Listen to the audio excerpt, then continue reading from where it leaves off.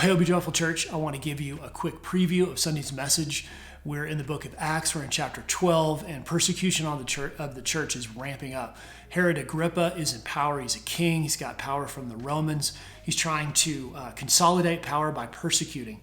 And so the first thing that he does that we read about here is that he puts James, who is one of the apostles, to death by the sword. That means he's beheaded. It's just a terrible thing. And you know, when James was arrested for this, the church began to pray, knowing that bad things were possibly coming. And the answer that God gave was no.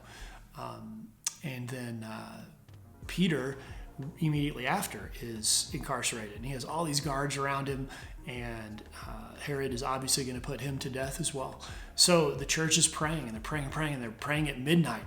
And Peter is miraculously released from jail.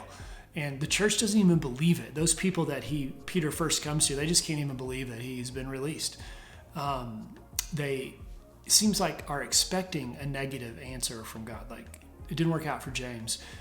It is working out for Peter. Why is that? Why was there a positive, if you want to call it that, response from God around Peter and not for James? Well, one of the things we see is that as believers, we may not understand what God does in the end with our prayer, but he does ask us to pray persistently. We have the privilege of persistent prayer, 3 P's, the privilege of persistent prayer. And you guys know this passage. This is from Luke 11, verse 9.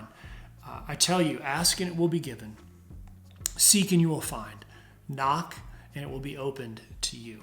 So the principle here is that it's an ongoing sense of seeking and knocking, of pursuing God, of continuing to bring things before him.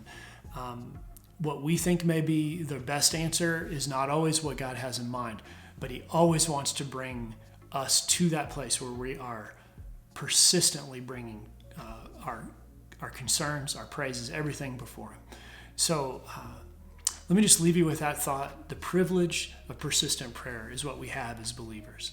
And then we entrust God with what he's going to do from there. We'll talk about it Sunday. See you then.